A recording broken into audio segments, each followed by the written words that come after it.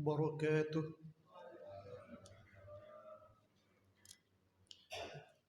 إن الحمد لله نحمده ونستعينه ونستغفره ونعوذ بالله من شرور أنفسنا ومن سيئات أعمالنا من يهده الله فلا مضل له ومن يضلل فلا هادي له أشهد أن لا إله إلا الله وحده لا شريك له وأشهد أن محمدا عبده ورسوله اللهم صل وسلم على حبيبنا سفينا نبينا سيدنا محمد وعلى آله وأصحابه ومن تبعهم بإحسان إلى يوم الدين أما بعد.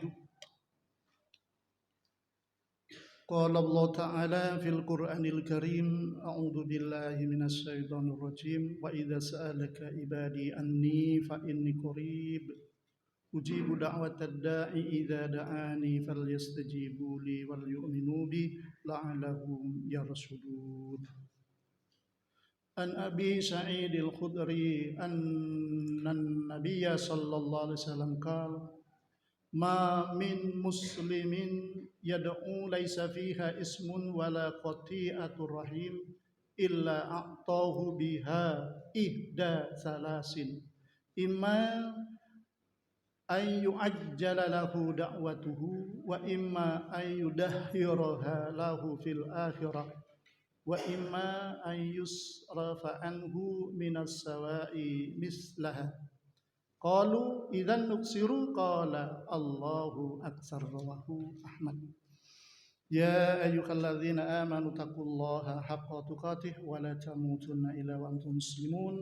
يا أيها الناس اتقوا ربكم الذي خلقكم من نفس واحدة وخلق منها زوجها وبث منهما رجالا كثيرا ونساء واتقوا الله الذي تساءلون به والأرحام إن الله كان عليكم رقيبا.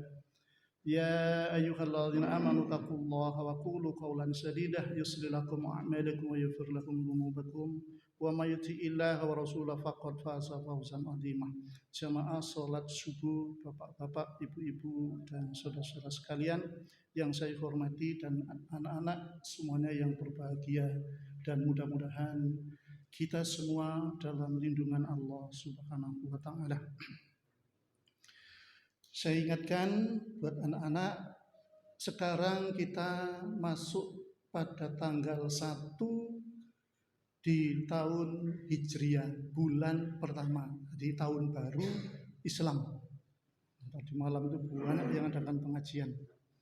Dan ingat, dulu pernah saya sampaikan di surat Baro'ah itu atau surat At-Taubah ayat 36. Di situ menyebutkan a'udzubillahi minasyaitonir rajim inna iddatas syuhuri indallahi isna asara sahron. Sesungguhnya hitungan bulan itu ada 12 bulan. Dari 12 bulan itu ada 4 bulan yang dimuliakan. Fala tatlimu fihinna anfusakum. Dan janganlah kalian itu berbuat zalim atas diri kalian sendiri. Itu lebih ditekankan, jangan sampai kita itu berbuat zalim di bulan-bulan yang hurum, termasuk bulan saat ini. Dari bulan kemarin Zulqa'dah, Dzulhijjah, Muharram dan Rajab. Lebih-lebih sekarang ini sudah hitungan tahun baru. Jadi benar-benar ditekan nafsu kita, jangan sampai berbuat dosa. Kalau kita mampu menekan nafsu, fa insya Allah maka amal soleh kita akan meningkat dengan otomatis. Larang-larang kita jauhi, maka kita mengerjakan perintah-perintah Allah itu akan terasa ringan. Jangan sampai kita meninggalkan satu amalan yang kemudian dampaknya Allah akan murka dengan kita. Amalan apa itu? Misalnya amalan yang kalau dalam sebuah hadis Rasulullah SAW yang diriwayatkan oleh Imam Ibnu Majah, itu Rasulullah SAW bersabda, "Man lam yas'alillah." Siapa lam yas'al, yang tidak meminta. Artinya siapa yang tidak mau meminta kepada Allah, tidak mau berdoa kepada Allah, yaghdhabu alaihi, maka Allah akan murka kepadanya. Nah, ini. Apalagi hanya sekedar minta mohon. Jadi kalau Allah dimintai, itu kita Allah ridho dengan kita. Lawan kata dengan manusia. Kalau manusia dimintai, maka manusia itu akan kok terus-terusan minta. Akhirnya marah. Tapi kalau Allah dimintai terus, semakin ridho dengan kita. Kalau kita tidak mau minta pada Allah, maka kita lah yang dinamakan dengan istilah takabur, atau Allah murka dengan kita. Nah, tadi sesuai dengan sebuah ayat yang saya bawakan di dalam surah Al-Baqarah 186, di temanya doa. Jadi ayat ini turun ada sebabnya. Al-Baqarah 186. Ada sebab yang pertama, ada orang Arab gunung datang ke Rasulullah SAW menanyakan tentang sifat Allah. Ya Rasulullah, apakah Allah itu jauh dari kita? Kalau memang jauh, saya akan mohon kepadanya dengan suara yang lantang, suara yang keras. Apakah Allah itu dekat? Kalau memang dekat, maka saya akan mohon kepadanya dengan suara yang lirih. Jadi kalau Allah jauh, berdoanya dengan suara yang keras. Kalau dekat, maka dengan suara yang lirih. Diam Rasulullah SAW, tidak memberikan satu jawaban. Baru agak lama kemudian turunlah ayat ini. A'udzubillahi minasyaitonirrajim. Wa idza sa'alaka, dan apabila bertanya kepadamu ibadi, hamba-hambaku, anni, tentang aku, fa inni, maka sesungguhnya aku qaribun, dekat. Jadi Allah itu dekat dengan kita. Ujibu da'watad da'i. Jadi aku menjawab, aku mengabulkan dakwatan, doa da'i, orang yang berdoa, idza da'ani, apabila ia berdoa kepadaku. Nah, ini syaratnya, falyastajibuli, hendaklah ia menjawabku, artinya melaksanakan perintah-perintahku, wal yu'minu bi, dan beriman atau percaya kepadaku, la'alahum yarsudu, mereka yarsudun, itu dan seterusnya. Jadi di sini tentang doa, jadi Allah akan mengabulkan doa kita kalau kita berdoa kepada Allah. Dan ingat bahwa dalam sebuah hadis Rasulullah SAW itu bersabda, ad-doa'u mohul ibadah, atau inna do'a huwal ibadah. Sesungguhnya doa itu adalah ibadah. Tsumma qara'a. Kemudian Nabi membacakan sebuah ayat yang ada di dalam surat Ghafir atau surat Al-Mu'min, itu ayatnya 60. Ini biasanya dua ayat ini kalau di beberapa tafsir itu diletakkan pertama. Termasuk dalam kitab ini Imam An-Nawawi meletakkan surat Ghafir ayat 60 ini pertama, dan surat Al-Baqarah itu diletakkan kedua. Nah, setelah Nabi bersabda, inna doa wal ibadah, sesungguhnya doa itu adalah ibadah. Dalam hadis yang lain, muhul ibadah, inti syari dari ibadah. Nah, bacakan ayat, ud'uni astajib lakum, mintalah kalian semua. Jadi Nabi berpesan kepada kita sebagai umatnya, mintalah kalian semua. Jadi ini jadi membacakan firman Allah maksudnya. Mintalah kalian semuanya kepadaku, kata Allah begitu. Astajib lakum, niscaya atau pasti aku akan mengabulkan kamu. Innalladzina yastakbiruna, sesungguhnya orang-orang yastakbiruna, mereka yang sombong, an ibadati, dari beribadah kepadaku. Artinya menolak. Sombong itu batarul haq, menolak kebenaran, wa khamtun nas, meremehkan manusia. Tidak mau beribadah.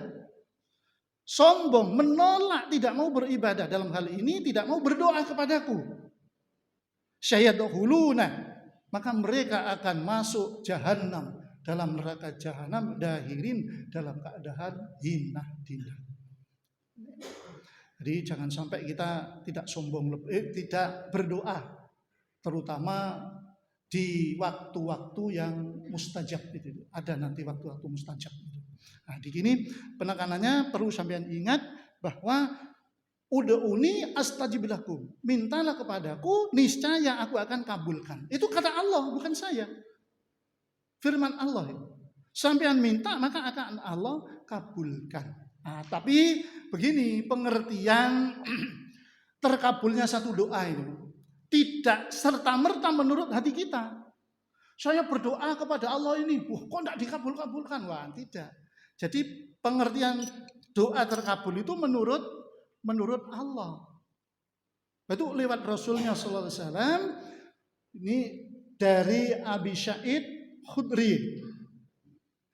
Anna Nabiya sallallahu alaihi wasallam, bahwasanya Nabi sallallahu alaihi wasallam qala, bersabda, Mamin muslim, tidaklah seorang muslim itu yad'u, mereka berdoa, laisa fiha ismun, yang tidak ada di dalamnya ismun, mengandung dosa, wala qati'atuh rahim, dan tidak memutuskan tali rahim. Jadi di dalam doanya itu tidak mengandung dosa dan tidak memutuskan tali rahim, illa a'tahu biha, kecuali akan diberi ia doanya ia ihda salasin, satu dari 3 macam.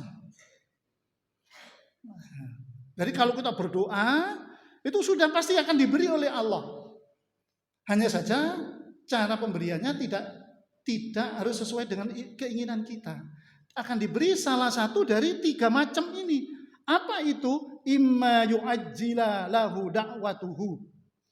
Nah, boleh jadi akan disegerakan doanya itu baginya. Artinya doa itu akan diberikan di dunia ini. Sampean minta pandai, minta cerdas, minta untuk dijadikan sebagai ranking 1. Maka yang pertama, kalau jawaban yang pertama akan Allah jadikan betul. Jadi pandai, jadi ranking 1. Seseorang minta dengan harta yang melimpah, jadi akan Allah berikan. Kalau dikabulkan dengan cara yang satu ini, maka orang itu akan jadi banyak hartanya. Minta anak yang cerdas, maka anaknya dicerdaskan. Minta keluarga yang sakinah, maka seluruh keluarganya akan benar-benar akan jadi sakinah. Itu yang pertama. Nah, model yang kedua, wa imma ayyudahhiraha lahu fil akhirah. Nah, bisa juga itu akan diberikan doa itu yudahiru fil akhirah. Jadi diberikan nanti di akhirat, disimpan. Jadi doa yang kita panjatkan itu disimpan oleh Allah, tidak diberikan ketika kita hidup di dunia, tapi nanti diberikan di akhirat setelah kita meninggal dunia.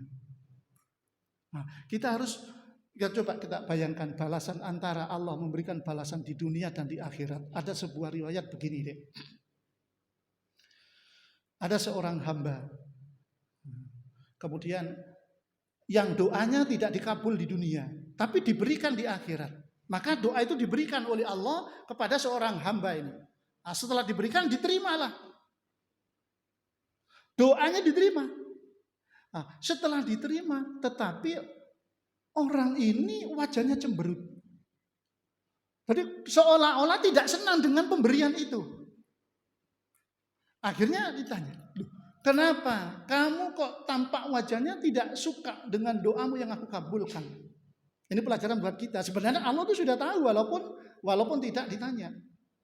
Kenapa seolah-olah kamu tidak senang dengan doa yang aku berikan saat ini? Apa jawab orang itu? Bukan saya tidak senang ya Allah. Hanya saya merasa sedih. Saya banding-bandingkan antara doaku yang engkau kabulkan di dunia dengan doaku yang kau berikan saat ini. Jadi aku akan merasa lebih senang, lebih bahagia kalau seandainya doaku dulu ketika aku hidup di dunia tidak kau kabulkan. Tidak kau kabulkan di dunia, tapi seluruhnya akan kau berikan di akhirat seperti ini. Karena saya melihat betapa besarnya balasan doa yang kau berikan di akhirat ini. Nah itu. Ini yang model yang kedua. Yang ketiga, wa imma an yusrafa anhu minassu. Jadi doa itu tidak dikabulkan di dunia, tidak di akhirat, tapi akan ditukar dengan dengan musibah. Misalnya saya berdoa, kemudian saya itu ada ketentuan untuk kecelakaan. Misalnya ini deh, kecelakaan di jalan. Akan tetapi berhubung Allah tidak memberikan doa saya di dunia sesuai dengan doa saya dan tidak akan dibalas nanti di akhirat, tapi musibah yang harus saya terima ini tidak jadi karena Allah tukar dengan doa saya. Paham ya? Ada 3 model itu. Nah, karena itu kita sebaiknya, seharusnya kalau pakai akal yang cerdas itu selalu berdoa. Jadi jangan merasa pesimis, jangan merasa aduh sudah capek berdoa dari dulu, jangan.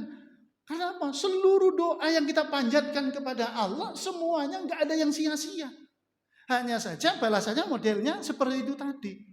Yang enggak ada sia-sia kok. Dikabulkan di dunia ya oke. Dikabulkan di akhirat nanti balasannya jauh lebih bagus. Tidak dua-duanya malah ditukar dengan musibah, ya bagus juga, tidak ada jeleknya. Ya, cara tukarnya itu sesuai dengan banyaknya doa yang kita panjatkan kepada Allah. Ini bandinglah seperti itu. Ini anak-anak sekalian, seluruh jamaah salat subuh yang berbahagia dan mudah-mudahan dalam lindungan Allah Subhanahu wa taala. Dalam sebuah hadis yang lain bahwa Rasulullah sallallahu alaihi wasallam bersabda, "Doa usilahul mukmin." Doa itu adalah senjatanya orang yang beriman. Jadi kita punya senjata. Ayo kita pakai senjata kita. Nah, misalnya apa senjata? Orang ngarit itu senjatanya sabit. Nah, kalau bawa keranjang, bawa sabit, enak kita cari rumputnya cepat. Tapi kalau ngarit tidak ada senjatanya, wow, saya jeboli ini lama. Senjata kita untuk minta pada Allah itu adalah doa. Doa. Kita lihat banyak doa yang dicontohkan oleh para rasul. Kemudian jangan sampai bertanya, ya Ustadz, iya kalau para rasul, para nabi itu doa langsung dikabul oleh Allah. Nah, kita ini sebagai hamba biasa mana mungkin loh, jangan pesimis seperti itu. Kita harus yakin bahwa kalau kita minta Allah akan beri. Saya ambilkan contoh ya, biar anak-anak ini yakin betul. Jadi doa yang Allah kabul atas hamba-hambanya. Ini bukan nabi, bukan rasul, tapi manusia biasa seperti kita. Bahkan kalau secara hitungan akal ini tidak mungkin. Tapi berkat doa itu mungkin. Bahkan la yarudul qadra ila doa.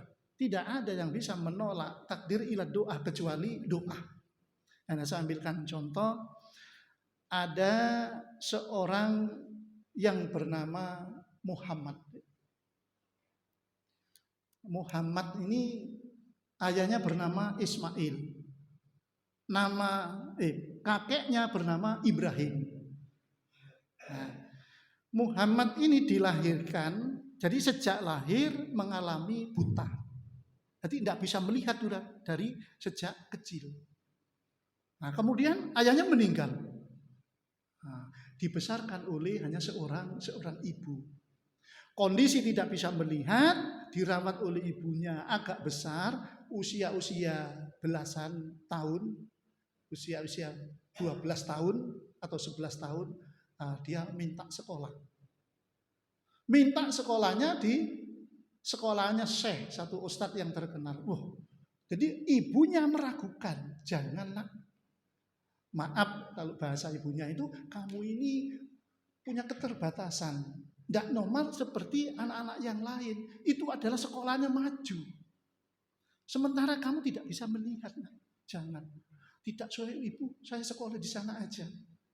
Tapi karena anaknya maksa, akhirnya sang ibu ini memberanikan diri untuk mendaftar. Nah, setelah daftar ke sana, akhirnya diterima oleh syekhnya, diterima oleh gurunya. Singkat cerita, kemudian ada pelajaran. Ada pelajaran, sudah ustadznya membacakan sebuah pelajaran, ataupun kalau sekarang mungkin pelajaran Al-Quran. Bacaan tartil atau dan lain sebagainya serta artinya. Setelah syekhnya atau guru biasanya dipanggil syekh. Setelah gurunya membacakan seperti itu, kemudian sang syekh ini menawarkan, siapa di antara kalian semua yang bisa? Jadi bacaan yang saya baca tadi. Tidak satu murid pun yang menjawab. Tidak ada yang berani. Tiba-tiba anak ustadz. Saya ustadz dari belakang. Ini murid yang terkecil. Muhammad ini. Yang terkecil. Loh, akhirnya teman-temannya itu melongo. Lihat ke depan. Loh, kecil si buta. Akhirnya ia memberanikan diri. Saya ustadz. Ya takut maju. Akhirnya maju di depan. Kemudian setelah maju, ayo coba. Ulangi. Diulangi dari awal hingga akhir itu anak-anak. Tidak ada satupun kesalahan. Sehingga syekh ini takjub. Jadi nggak ada bacaan-bacaan yang dibaca oleh sang ustadz tadi itu sedikit kesalahan nggak ada. Sehingga sang ustadz ini takjub. Kemudian ketika yang lain pulang, akhirnya si Muhammad ini tadi tidak boleh pulang. Diberi pesan oleh ustadznya, wahai Muhammad, nanti tolong Anda belajar hadis saja. Oh, iya Ustaz, baiklah Ustaz. Diiyakan. Setelah itu pulang. Pulang sampai ke rumah langsung bilang sama ibunya, Ibu, nanti saya akan belajar hadis. Jangan nak. Kata ibunya, karena ibunya sudah mengerti. Kalau belajar hadis itu jelimet tidak karu-karuan. Yang melakukan perawih dari ini sampai ke Rasulullah SAW. Jadi susunan model bahasa Arabnya lebih sulit daripada Al-Quran. Model hadis-hadis, pelajari hadis seperti itu. Jangan nak Al-Quran saja nak dahulukan. Tidak Bu, saya ingin belajar hadis saja. Jangan nak, tidak Bu, pokoknya saya belajar hadis saja. Akhirnya karena anaknya maksa, baiklah kalau begitu. Iya, sang ibu yang cemas. Akhirnya sang ibu benar-benar cemas, masa si anak saya mampu belajar hadis dengan keterbatasan seperti itu. Akhirnya sang ibu punya senjata. Apa senjatanya tadi? Ad-do'a'u silahul mu'min. Berdoa senjatanya. Ibu berdoa kepada Allah supaya anaknya ini diberi kemampuan. Doanya apa? Doanya yang tidak mungkin terjadi, tapi berkat senjata ini Allah menghendaki akan jadi. Apa? Ibunya mohon, ya Allah, anakku benar-benar ingin mempelajari hadis-hadis Nabi-Mu. Tapi ia mempunyai keterbatasan, ya Allah. Aku mohon kepadamu dengan maha kekuasaan-Mu. Berilah anakku itu sebagaimana anak-anak yang lain. Jadi supaya anaknya bisa melihat seperti anak-anak yang lain. Kabulkan ya Allah. Ibunya berdoa, belum turun dari tempat berdoa. Muhammad langsung melihat, Ibu. Loh, terkejut ibunya. Saya sekarang bisa melihat Ibu. Langsung lari. Ibunya juga terkejut. Ibunya, loh masa sih ini? Akhirnya, Ibu saya bisa melihat. Apa kata ibunya? Tidak nak, kamu tidak bisa melihat dengan matamu. Tapi kamu melihat dengan mata batinmu anakku. Tidak Ibu, saya bisa melihat sekarang. Coba nak, kalau kau bisa melihat, ambil sesuatu yang berwarna. Ini warna apa nak? Kalau kuning, warna kuning Ibu. Ini warna apa nak? Warna merah. Subhanallah. Akhirnya bisa melihat karena kecerdasan Muhammad ini sehingga besarnya di belajar mencari perawi, belajar hadis sehingga jadi salah satu perawi hadis yang saat ini hadisnya sudah mendunia. Dikenal dengan sebutan siapa? Al-Bukhari. Coba bayangkan itu. Jadi Bukhari Muslim itu termasuk Muhammad itu. Nama aslinya Muhammad bin Ismail dan bin Ibrahim. Itu. Jadi sama juga seperti itu. Ayo pakai senjata kita adalah doa. Gampang kok. Ya Allah, jadikan saya cerdas. Ya Allah, bahagialah kedua orang tua saya. Ya Allah, limpahkanlah rezeki kepada kedua orang tua saya. Ya Allah, selamatkanlah guru-guru saya. Kan gampang seperti itu. Tapi penuh dengan kesungguhan. Ada syarat-syaratnya tadi. Tidak hanya itu, Dek. Tidak hanya itu. Baru mutakhirin ini. Kira-kira dapat 20 tahunan. Ada seorang Mesir. Orang Mesir ini juga sama. Mengalami buta dari kecil. Nah, setelah usia 70 tahun. Dari bayi sampai 70 tahun itu tidak bisa melihat.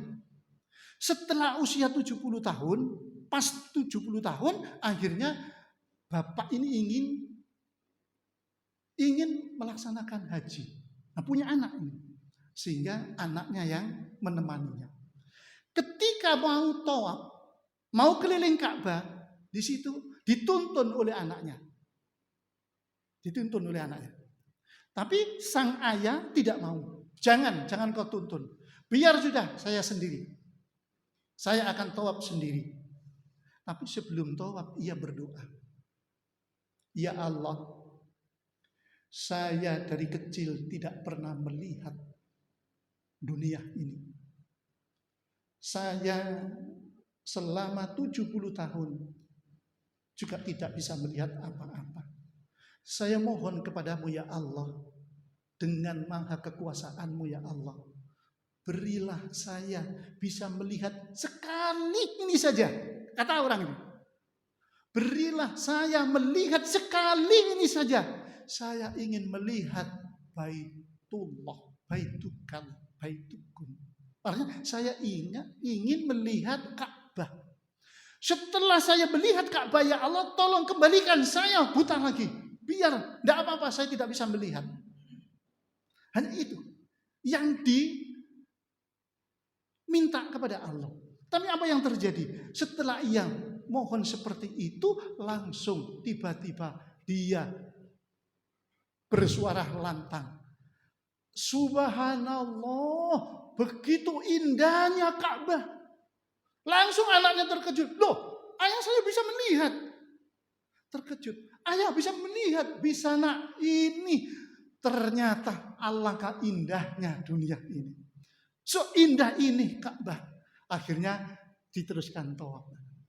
Tawaf, setelah tawaf ternyata oleh Allah tidak dijadikan buta lagi. Jadi semenjak itu dia bisa melihat terus. Karena itu anak-anak, jadi barang yang tidak mungkin dengan senjata doa akan jadi mungkin. Anak-anak sekalian, mari kita berusaha bersama-sama. Kita sebagai orang mukmin yang memang dijelaskan di beberapa hadis, kalau kita tidak menggunakan senjata kita, tidak mau berdoa kepada Allah, Allah murka dengan kita. Kalau kita punya kesulitan, maka kita jadikan doa itu sebagai senjata supaya kita keluar dari segala macam kesulitan. Insya Allah ini anak-anak yang dapat saya sampaikan. Saya masih ada acara mau ke Surabaya, doakan selamat. Harusnya jam 5 tadi berangkat, tapi alhamdulillah tak suruh nunggu. Ya, kita tutup dengan kafaratul majelis bersama-sama. Subhanakallahumma wa bihamdik, asyhadu an la ilaha illa anta, astaghfiruka wa atubu ilaik. Wassalamualaikum warahmatullahi wabarakatuh.